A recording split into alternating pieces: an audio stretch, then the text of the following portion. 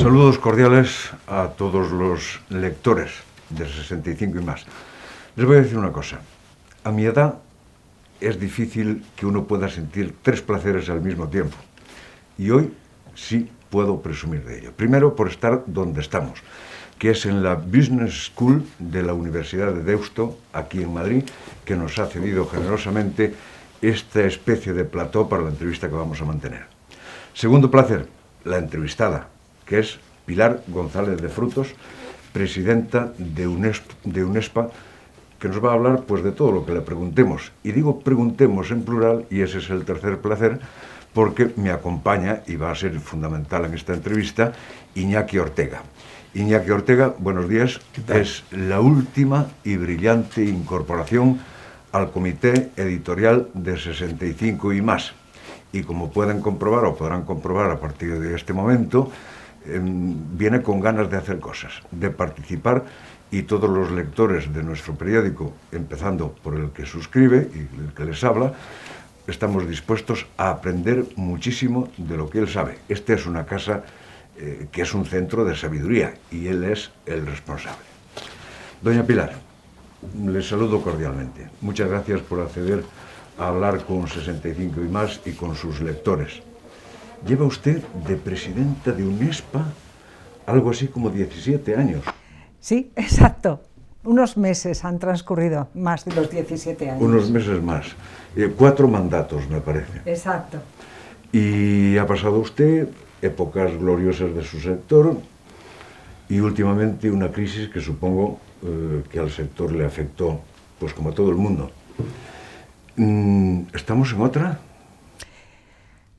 A ver, estamos en una situación dura. Estamos en un momento en el que efectivamente la economía se resiente y la actividad aseguradora es tributaria de lo que pasa con la actividad económica y con la renta de las familias. Está aguantando bastante bien, como ha hecho en ocasiones anteriores. La última, la crisis financiera que derivó en una crisis económica a partir del 2008 hasta el 2015, el sector asegurador aguantó, yo creo que muy bien. Tuvo efectivamente caídas de facturación, pero ni afectó al empleo, ni dejó de ejercer el rol que le es típico, captar riesgos y gestionarlos, y desde luego no abrió ningún telediario, ni pidió ni un solo euro al erario público. Así es que yo creo que todos esos son factores que avalan el que en esta situación volverá a ser capaz de hacer algo similar.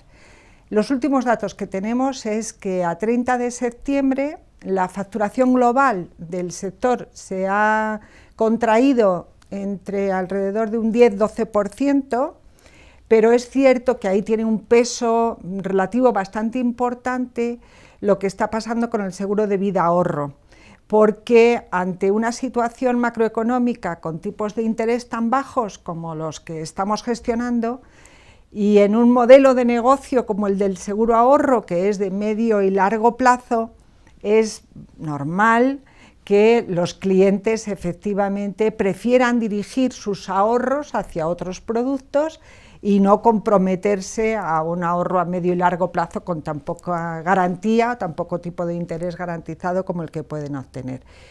No obstante, en cambio, la magnitud más importante para el sector asegurador, que es el volumen de ahorro que mantiene en gestión, no se ha resentido apenas. Se había reducido un 1% en relación con el mismo dato del año anterior. Así es que es verdad que está afectado. Es verdad también que el grado de afectación no es homogéneo, depende mucho de las líneas de negocio. Hay algunas que decididamente están mal, muy mal, por ejemplo los seguros vinculados a los viajes, pues no se venden viajes, nadie viaja, nadie va a comprar esos seguros, pero en cambio hay otros ámbitos de actividad que siguen creciendo, por ejemplo el seguro de salud, que continúa registrando incrementos del orden de entre un 4 y un 5%, que para estar en una situación como la actual, donde las familias efectivamente comienzan a elevar sus cifras de ahorro, yo creo que pensando en contingencias de futuro y en qué puede pasar, ¿no?, en esta situación de inestabilidad, pues siguen apostando por ese seguro. Si es que creo que seremos capaces efectivamente de continuar adelante. Por el momento, ni un solo asegurador ha utilizado ningún ERTE ni ninguna medida de este tipo, y el supervisor ha confirmado que el nivel de solvencia se sigue manteniendo con altas dosis de cobertura. Por tanto, de momento estamos gestionando esta situación. Si le parece, abrimos un poco el marco. Claro. En atención a nuestros, iba a decir lectores, que he dicho antes, en este caso son además oyentes y espectadores. Iñaki, podemos pasar al terreno de las pensiones, que es un tema, yo creo que fundamental en este momento del país, y concretamente de nosotros, como periódico y medio de comunicación. Se acaba de aprobar las recomendaciones del Pacto de Toledo. Personalmente no veo grandes novedades, pero sí quería conocer, y ya te cedo la palabra, Iñaki, ¿cuál es su primera impresión después de lo acordado? Pues sí, Fernando, yo también comparto su opinión. No veo grandes novedades en las recomendaciones que se han pactado en el marco de la subcomisión del Pacto de Toledo. Salvo que surjan nuevas cosas, pues probablemente podremos ver cómo el Pleno del Parlamento las adopta incluso por unanimidad y, por tanto, todo el arco parlamentario estará detrás de ellas. Probablemente en beneficio de esto, lo que se ha hecho es descargar las propias recomendaciones de algunas concreciones que probablemente serían necesarias si lo que de verdad perseguimos es una sostenibilidad a medio y largo plazo de nuestro sistema público de pensiones. Hablar de medio y largo plazo, acercándolo al mundo de la política, siempre resulta en una pequeña contradicción, ¿no?, en la medida en que probablemente una reforma de pensiones no da votos y en cambio sí puede restar alguno. Por eso yo echaría en falta algún grado más de compromiso en lo relativo a la edad de jubilación, lo relativo a la compatibilidad entre la vida activa y el cobro de prestación de jubilación. Hoy la jubilación activa compatibiliza solo el 50% de la pensión de jubilación. Yo creo que es muy beneficioso, no solo para el equilibrio del sistema, sino también para la salud de los mayores el continuar activos. Creo que efectivamente es bueno pensar en que las pensiones deben seguir manteniendo una cierta capacidad de compra, pero la suficiencia, si no es sostenible, no es suficiencia. Y hoy por hoy nuestro sistema de pensiones públicas está dando unas prestaciones que no se pueden financiar ni con los salarios ni con las cotizaciones. Por tanto, las referencias a la revisión de las pensiones con el IPC probablemente deberían estar acompañadas de algún elemento que lo pueda acompasar con una evolución futura. Echo en falta algún grado de compromiso sobre mecanismos automáticos de revisión del sistema que permitieran efectivamente sacar el tema de pensiones del debate público. En fin, hay unas cuantas cosas y desde luego una de las recomendaciones que se aproxima más a mi responsabilidad es la relativa a los sistemas complementarios de pensiones, y ahí creo que el foco no está del todo bien. Hay una apuesta decidida por fomentar el segundo pilar, yo lo comparto plenamente, después de 25 años que han transcurrido desde la Ley de Planes y Fondos de Pensiones, tenemos un volumen de pensiones complementarias en el ámbito del empleo que es muy bajo, pero probablemente dejar esto única y exclusivamente a lo que pueda dar de sí la negociación colectiva, pues es seguir en la misma situación en la que más o menos nos hemos movido hasta ahora. Por tanto, bueno, yo prefiero esperar a ver si efectivamente las propuestas del Gobierno concretan alguno de estos elementos. Sobre el tema del segundo pilar, el que más sabe, a lo mejor en España, es Iñaki Ortega, que aparte de dirigir el Business School de la Universidad de Deusto en Madrid, ha publicado recientemente, como coautor, el libro La revolución de las canas. Es tu turno, Iñaki. Muchas gracias, Fernando. Bienvenida, Pilar. Tengo que pedir disculpas porque estemos con mascarilla, Fernando y yo, pero estamos en pleno estado de alarma y la responsabilidad también de una institución educativa es dar ejemplo, ¿no? Y dar ejemplo y que esta medida de protección también pues, pueda llegar muy lejos, y agradecemos a 65 y más también en ese sentido que nos ayude. Antes de seccionar, Pilar, alguna de las medidas que el Pacto de Toledo ha acordado, pues es importante pues, poner en valor lo que una asociación como UNESPA hace, ¿no? Y lo que representa un sector como el seguro en España, ¿no? Y lo has explicado perfectamente: el mantenimiento del empleo, generación de riqueza, pago de impuestos, o sea, en definitiva, sostenibilidad para España, ¿no? Vosotros pertenecéis también a la COE, y la COE tiene una interlocución importante con el Gobierno y fluida, ¿no? Mi pregunta tiene que ver precisamente con el momento en el que estamos, en el que se habla de reconstrucción, en el que la Unión Europea nos recuerda la necesidad del acuerdo público-privado, vuestro sector profundamente regulado, con un supervisor, estáis acostumbrados a pactar, a acordar, a interlocutar, pero ¿cómo es actualmente la relación vía UNESPA o vía COE con el Gobierno? ¿Qué puntos de encuentro tenéis? Incluso si hay previsto pues alguna actuación emblemática en el ámbito de los fondos de reconstrucción y resiliencia, en el que hay una parte que también tiene que ver con el sector finanzas seguros. Sí. Pues la verdad, UNESPA siempre ha tenido una cordialísima relación con COE, somos miembros fundadores y por tanto el apoyo a las iniciativas de COE es constante y nos sentimos magníficamente bien representados como empresarios. Vicepresidenta. Sí, me cabe el honor de haber sido la primera mujer que formó parte del comité ejecutivo de COE históricamente, y tal vez por aquello de haber sido socios fundadores me agraciaron con una vicepresidencia que pago, porque eso implica pues, presidir algunas que otras comisiones internas, y trabajar un poquito, y la verdad es que un placer. Dicho esto, lo normal ha sido que la defensa de los intereses del sector asegurador haya transcurrido por los propios medios de UNESPA, sin que con carácter general hayamos apelado a ayudas externas, porque creemos que tenemos medios suficientes para ello. En una situación como la que estamos, la urgencia ha dejado atrás un poco a la estrategia y los proyectos de medio plazo, etc.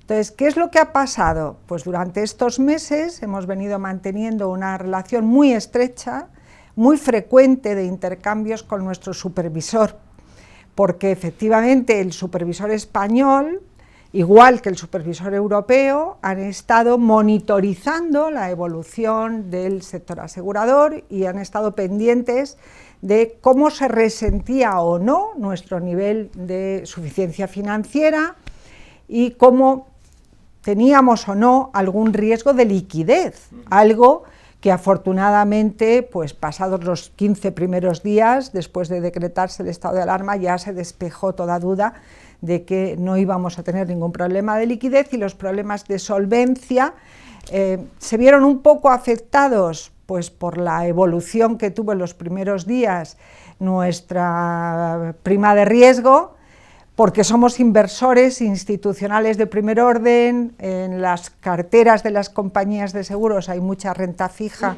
y sobre todo hay renta fija pública, deuda del Estado, pero tan pronto como la prima de riesgo volvió a una senda normal, pues el impacto efectivamente fue prácticamente inexistente. En cambio, no hemos tenido una fuerte interlocución en relación con proyectos de desarrollo de futuro, porque creo que en nuestro caso, como en la mayor parte de las actividades, todos esos proyectos se han quedado pospuestos. Tenemos un proyecto que hemos discutido con los gobiernos desde hace muchos años, que no termina de cristalizar, que es la petición de un supervisor independiente. Hoy el supervisor es el director general de Seguros y Fondos de Pensiones, que está jerarquizado en el ámbito del Ministerio de Economía. Esto es contrario al primer principio básico de la supervisión internacional. Los grandes principios inspiradores de la supervisión financiera exigen que los supervisores sean independientes de los gobiernos. Bueno, en esta situación estamos después de que el Fondo Monetario Internacional ya lo haya recomendado a los gobiernos españoles en un montón de ocasiones, ¿no? Ese proyecto quedó aparcado. Como ha quedado aparcado la creación, o al menos todavía no ha visto la luz, de una figura de defensa de los consumidores y usuarios de servicios financieros, y donde efectivamente desde el ámbito de la promoción y desarrollo del seguro como un elemento esencial para soportar el desarrollo económico y social de un país, tenemos muchísimas propuestas que esperan el momento oportuno para continuar adelante. En ese ámbito de la sostenibilidad es uno de ellos, estamos trabajando mucho internamente, hemos constituido junto con otras asociaciones representativas del sector financiero un observatorio de finanzas responsables, a través del cual queremos dirigirnos hacia la sostenibilidad financiera y focalizada fundamentalmente en pymes, que es lo que en este país tenemos, ¿no? Y trabajamos muchísimo en autorregulación para que al menos el sector continúe avanzando, esperando que en algún momento la regulación nos siga. Precisamente sobre autorregulación, Fernando, hay un asunto que tiene que ver con el seguro y que son los nuevos riesgos, ¿no? Y durante la pandemia se habló mucho, ¿no? Se habló mucho y es el excluir o no la pandemia de la cobertura de los seguros. Claro, la pandemia era algo que era muy raro que sucediese.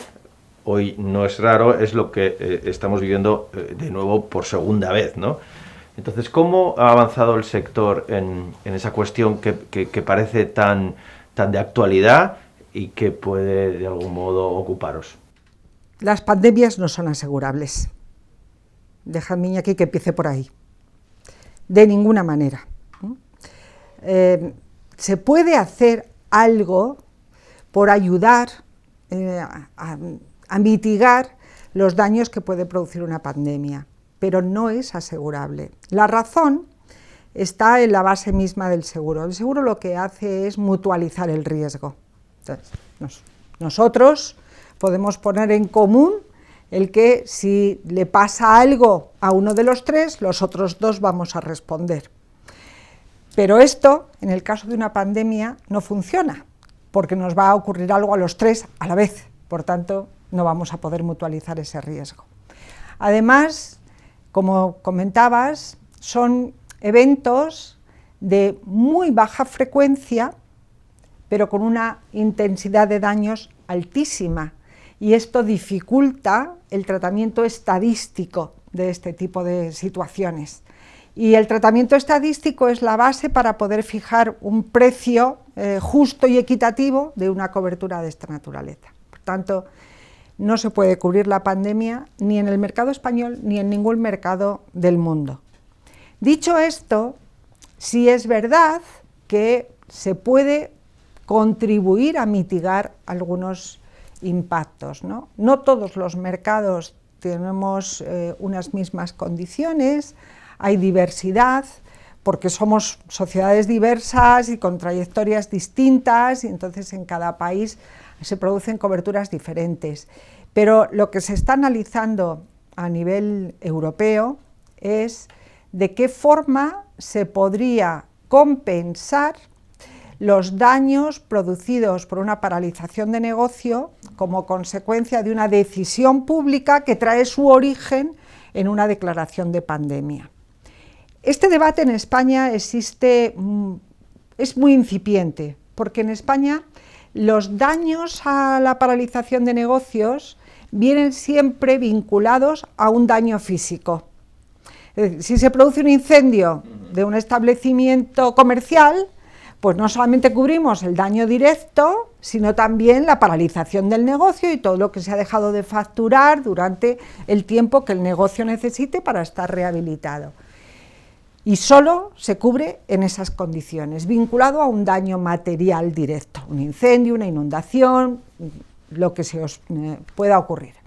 En Europa existen algunas coberturas que garantizaban un daño por paralización de negocios sin que estuviese directamente vinculado a un daño físico. Y esto ha abierto un gran debate jurídico en algunos mercados y fruto de ello, pues allí está acelerándose más ese análisis de qué se puede hacer. Se está partiendo de la colaboración público-privada. No se podría garantizar nada si no es con un fuerte apoyo financiero público. Entonces, el sector asegurador, con carácter general, puede poner a disposición de la sociedad su conocimiento, su capilaridad, su capacidad de gestión, puede incluso aportar alguna cobertura financiera, pero muy limitada. Después tendría que haber un plan de cobertura público que nosotros, en el análisis que estamos haciendo, lo definimos por capas, porque creemos que además de una solución nacional, probablemente necesitaríamos una capa supranacional que también permitiera una cierta homogeneidad en estas coberturas. El tema está en análisis en todos los mercados. Nosotros tenemos lanzada ya toda una serie de trabajos y lo discutiremos con nuestros reguladores en las próximas semanas. Para hacerme un seguro por si me da el COVID. Claro, pero la gestión de unas consecuencias derivadas del COVID, una aseguradora no las puede valorar solo desde el punto de vista individual, sino desde el grado de afección y qué capacidad tiene para distribuir el importe de los daños que puede sufrir el señor Onega entre todos los demás que tengan el mismo tipo de cobertura. Y la distribución es francamente difícil porque lo más probable es que se sufra todos a la vez. Dicho esto, voy a aprovechar para hacer una aclaración que creo que es importante. El seguro de salud no cubre los daños derivados de la pandemia, pero desde el primer día las aseguradoras de salud dieron un paso al frente y garantizaron a sus clientes que, aunque no lo tuvieran cubierto, iban a recibir la misma asistencia que si efectivamente lo hubieran tenido. Y así ha sido, y todos los asegurados que han tenido que acudir a un servicio médico de su compañía de seguros privada porque tenían sospecha de padecer el virus, primero han sido atendidos, diagnosticados y cuando se ha confirmado han continuado su tratamiento en el ámbito de su seguro privado sin ninguna dificultad. Solamente hubo al principio de todo, allá por el mes de marzo, un protocolo del Ministerio que obligaba, yo no sé si lo recuerdan, obligaba a comunicar al Ministerio todos los casos positivos y luego ya se gestionaba todo en el ámbito de la salud pública. Aquello revertió en un escaso tiempo y hoy por hoy las aseguradoras siguen con la misma posición. Lo mismo ha pasado con el seguro de vida, donde a nadie se le ha excluido una indemnización, ni tampoco, por supuesto, en el seguro de decesos y en los casos que son menos de accidentes o de invalidez que también pueda estar asegurada. Pero sin poder asumir el compromiso de la cobertura del riesgo definitivamente porque no hay capacidad financiera para ello. Está claro. Perdona, Iñaki, el paréntesis sigue. Vamos a hablar de trabajo, porque a los lectores 65 y más es un tema que también les preocupa y les ocupa. Y lo vamos a hacer en el contexto del Pacto de Toledo, ¿no? España tiene unas tasas de actividad para los mayores de 55 años muy bajas comparadas con nuestro entorno. Y no vamos a compararnos con Nueva Zelanda, que está en nuestras antípodas y tiene el 80%, nosotros apenas llegamos al 50%, sino nos podemos comparar con Francia, nos podemos comparar con Alemania, con Reino Unido, y ellos están en el entorno del 70% y nosotros estamos en el entorno del 40%. Es decir, a partir de los 55 años en España se trabaja menos. Se trabaja menos, y no porque no quieran los españoles, sino porque el mercado laboral ofrece menos condiciones y también porque hay una responsabilidad de incentivar, de haber incentivado durante muchísimo tiempo las prejubilaciones o los acuerdos para garantizar que muchas personas dejasen de trabajar, ¿no? Eso no ha ayudado a la financiación del sistema, eso no ayuda tampoco a que pues hoy quizás pues la edad de jubilación pues esté muy por debajo de los 65, no ayuda tampoco a tener un sistema pues más sostenible y que ayude a alargar la vida laboral, ¿no? En ese terreno, ¿cuál es la posición de UNESPA o cómo creéis que tiene que actuarse haciendo tabla rasa de lo pasado a partir de ahora? Yo creo que ahí es muy importante insistir en la educación. Es decir, efectivamente tenemos un montón de cambios sociales que enfrentar y deberíamos gestionarles y cuanto antes mejor, ¿no? Y creo que en el ámbito de la educación tenemos muchísimo por hacer. La empleabilidad de una persona tiene también mucho que ver con sus capacidades y estas capacidades necesariamente tienen que estar actualizadas. Creo que en ese ámbito hemos hecho poco, muy poco, si es que hemos hecho algo en las últimas décadas, ¿no? El favorecer la constante actualización de conocimiento. Adicionalmente, ha habido mucho incentivo a renovación de plantillas, yo creo que con un paradigma que no es cierto, que probablemente jubilar a una persona para dar entrada a un joven, es que no creo que sean directamente sustituibles, son dos habilidades distintas y los dos son útiles y los dos probablemente deberían continuar en una vida activa.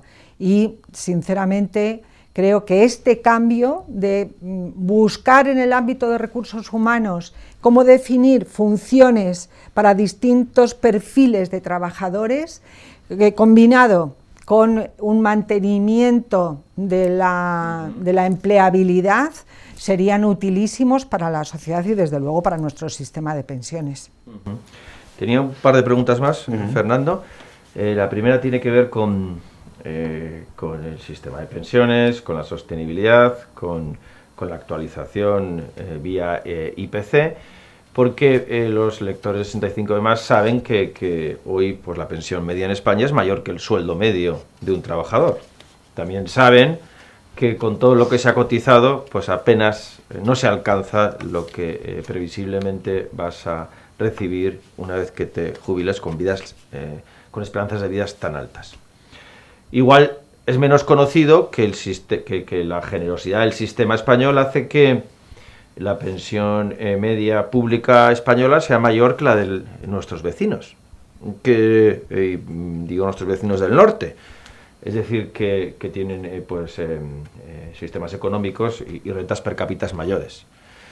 Somos más generosos, pero la realidad luego es que la pensión media de un europeo es mayor que la de un español porque complementan, ¿no? En valores absolutos, sí. Entonces ahí viene la reforma que se plantea ahora mismo y se pone encima de la mesa, complementar, ¿no? Ese segundo pilar, ¿no? Entonces yo pregunto a la presidenta de UNESPA, que igual hemos llegado tarde a esto, pero tampoco otros vecinos como el Reino Unido llegaron muy pronto, o tampoco otros vecinos como Francia lo llevan durante las últimas décadas, sino también han entrado tarde, ¿no? ¿Por qué no pues tener la esperanza de ser un Reino Unido o un Francia en el sistemas de pensiones, de empleo o de empresa, que se llaman también, cuando además tenemos una buena práctica en España, que es en el norte de España, que es una pequeña provincia, que es Guipúzcoa, que lo hace, que eso da cobertura al 80% de los trabajadores de Guipúzcoa. Los 80% de los trabajadores de Guipúzcoa tienen derecho a una pensión complementaria de sus ahorros y de los de la empresa que trabaja con ellos. Sí. No, yo creo que, bueno, primero, la bomba demográfica en España tiene un cierto retardo en comparación con lo que ha pasado en otros países de nuestro entorno, ¿no? Nuestro envejecimiento poblacional está unos años retrasado en comparación con la media de los países europeos. Y tenemos la ventaja de este tiempo adicional y de que hay ya experiencias de las que podemos aprender, no hay por qué inventar la rueda todos los días, ¿no? Entonces, con las necesarias adaptaciones, yo soy totalmente partidaria de sistemas pseudo-obligatorios de segundo pilar. El caso inglés a mí me parece una experiencia, desde luego, digna de ser analizada en detalle, porque allí, con un largo periodo de implantación y empezando con pequeños compromisos, se ha alcanzado un volumen de gestión de recursos que ya lo quisiéramos, ¿no? Hoy superior a 100.000 millones de libras, lo que está disponible, y sin que se haya completado todavía todo el desarrollo. Entonces, ¿en qué consiste? En que las empresas están obligadas a poner a disposición del trabajador una fuente de ahorro que se financia con aportaciones que hacen los dos, el trabajador y la empresa, y el trabajador retiene la posibilidad de salirse del sistema. No es obligatorio para él permanecer, sino que él puede, pero tiene que decirlo. Si no dice nada, queda automáticamente involucrado.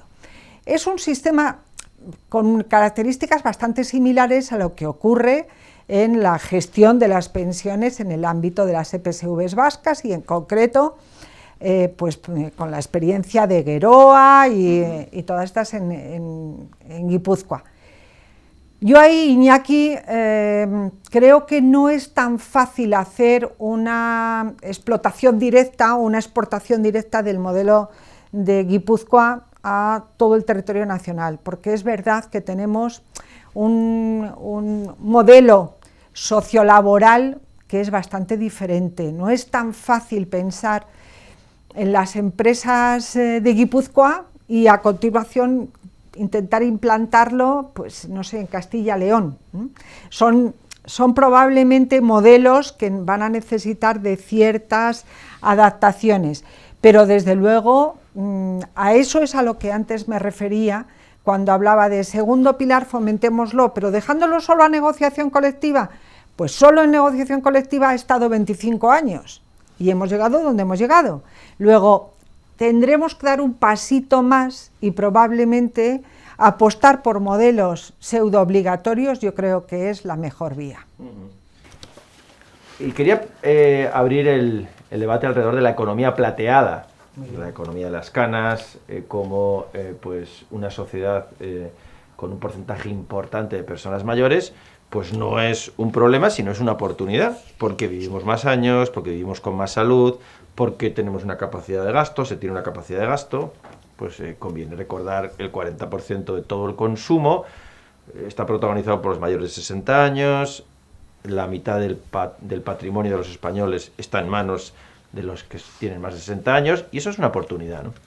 Esa oportunidad está haciendo que entren pues nuevos operadores también en el mundo del seguro, ¿no? Entonces hemos leído estos días cómo Telefónica va a ofrecer seguros de salud, o por lo menos asistencia médica.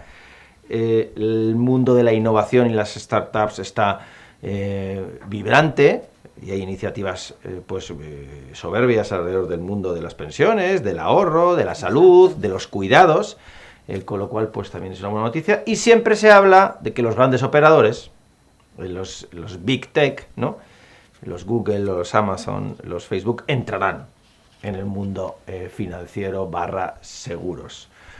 En este apasionante mundo de la economía plateada, UNESPA, ¿cómo lo ve? ¿Cómo tenéis puestos vuestros radars alrededor de todo esto? Y cómo pues veis esos nuevos entrantes en vuestro sector. Pues lo vemos como un mundo de oportunidades, efectivamente, donde cada vez más va a ser necesario adaptar la oferta de productos a un sector de la población que cada vez tiene mayor capacidad de compra, afortunadamente, porque en un modelo de economía como el nuestro, con consumo interno, como no puedan consumir los mayores de 65, la economía de este país no tira, ¿no? Porque vamos a ser un porcentaje muy importante de la población española. Prácticamente todas las áreas de seguros están analizando esa adaptación de producto y de servicios a este nuevo tipo de clientes.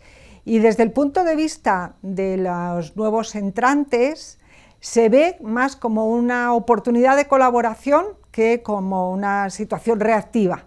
No, hay iniciativas que son completamente complementarias y muy bien valoradas por parte de los aseguradores, que no solamente están encantados de que surjan estas iniciativas, sino que en muchos casos son hasta generadores de las mismas. Cada vez hay más relación entre el mundo de las startups y el sector asegurador, y la verdad es que es apasionante ver cómo las adaptaciones de los productos, a veces en algo que es tan poco pensable como un seguro de autos, ¿no? Que no está tan cercano como uno pudiera imaginar. Bueno, pues sí, igual, ahí también se están haciendo adaptaciones pensando en que probablemente también la seguridad vial va a tener que tomar muy en consideración las características de esta nueva población. Está el mundo de este tipo de servicios en ebullición. ¿Y veremos a Google socio de Unespa? Bueno, si va a entrar... O al revés. El mercado español de seguros es un mercado tremendamente abierto, que está acostumbrado a la competencia desde el minuto uno. Yo todavía recuerdo la época en la que nos íbamos a incorporar a la entonces Comunidad Económica Europea, y había algunas voces que se temían esa posible competencia. Bueno, el mercado es totalmente abierto, está encantado con tener efectivamente competidores, y desde luego, si alguno de ellos fuera a entrar en el mercado español, pues si no estuviera en Unespa se iba a perder una gran oportunidad. Es una pena desaprovechar la cantidad de talento que hay en Pilar González de Frutos, pero claro, el tiempo apremia. Entonces le quería plantear algunas pequeñísimas cosas. Si pudiéramos convertir esto en una especie de entrevista tipo test, de algunas preguntas que tengo pendientes. Por ejemplo, me alarmó un poco lo que ha dicho de que las pensiones no entraban en el ámbito político por miedo a perder votos. Si se pierden votos, es que usted está pensando en una política restrictiva de las pensiones. Hoy por hoy, la sostenibilidad de las pensiones la podemos garantizar pasando el agujero al presupuesto público. Esa era la segunda pregunta. Pero, de alguna manera, tendremos que atender a ese enorme agujero que se ha creado. Y una cosa, Fernando, que me preocupa es que en este debate estamos todos los plateados, pero no están los jóvenes. Y desde el punto de vista de la responsabilidad, incluso moral, me preocupa que no estemos dispuestos a bajarnos nosotros un poquito nuestro nivel de vida, pero sí estemos dispuestos a dejarles una gran carga a las generaciones futuras. Sí. Una de las cosas, hablando de presupuestos del Estado, una de las sugerencias del Pacto de Toledo es que los gastos impropios de la seguridad social o de las pensiones pase a los presupuestos del Estado. ¿Qué son gastos impropios en la seguridad social? Yo creo que en el propio texto del pacto ya hacen referencia a alguno de ellos. Por ejemplo, las aportaciones para mínimos, aquellas prestaciones que no llegan al mínimo, hay un complemento para llegar a ese mínimo, esto debe ser financiado con impuestos. Las minoraciones en las cotizaciones en beneficio de políticas de empleo, que faciliten la contratación de determinados colectivos, eso tampoco, y está en debate los propios gastos de administración del sistema, que hoy están financiados con cotizaciones y que probablemente tendrían que ser financiados con impuestos, ¿no? Bien. Hablando del segundo pilar, UNESPA reclama un sistema arreglado, legislado, de ahorro previsión para la jubilación. ¿Cómo es exactamente? Pues es que el empresario quede obligado a proporcionar un sistema de ahorro para sus trabajadores, el trabajador pueda optar o no por quedarse involucrado en ese sistema, financiación condicionada, el empresario pone si el trabajador pone, con tratamiento fiscal favorable en el impuesto de sociedades para el empresario y un modelo de tratamiento fiscal de diferimiento como está hoy para el trabajador. Hablando de tratamiento fiscal, ¿cómo valora UNESPA el hecho de que se reduzcan las deducciones fiscales en los planes individuales de pensiones? Pues lo valoramos mal, porque vamos a necesitar los dos pilares, el segundo y el tercero. El segundo pilar es esencial para los trabajadores por cuenta ajena, pero el tercero va a ser necesario para los autónomos y una buena parte de los trabajadores de las pequeñas empresas de nuestro país. 6 de cada 10 trabajadores de nuestro país no pueden acceder a un sistema de empleo. Por tanto, para ellos es imprescindible seguir manteniendo abierto un tercer pilar y, desde luego, si con una aportación de 8.000 euros al año no hemos conseguido que haya mucho más volumen en esta canalización de ahorro, no pareciera que cortando el nivel de aportaciones vayamos a conseguir el objetivo, sino más bien lo contrario. Me acaba de prometer el consejero delegado de 65 y más un inmediato y atractivo aumento de sueldo. ¿Qué recomendación me hace usted para invertir y en qué productos? Búsquese un producto finalista, es decir, que efectivamente esté vinculado a la situación de jubilación, de esa manera va a tener diferimiento fiscal y que le proporcione el mayor nivel de garantía posible. El propio mantenimiento del capital en este momento es una garantía que creo que debemos valorar y finalmente cóbrelo, si es posible, en forma de renta vitalicia. Es la única manera de que tenga una pensión auténticamente complementaria a su pensión de jubilación. Renta vitalicia quiere decir no cobrarlo de golpe, ¿no? Eso es. Exacto. Y cobrarlo todo el tiempo que usted viva, con independencia de cuánto sea. Son muchos años. Yo los deseo, de verdad. Muchas gracias. Iñaki, gracias por tu colaboración. Doña Pilar, ahora entiendo por qué lleva usted 4 mandatos consecutivos como presidente de UNESPA. Pues muchísimas gracias, Fernando. Un placer, de verdad, haber compartido este rato con ustedes. Para nosotros ha sido un honor. Muchas gracias.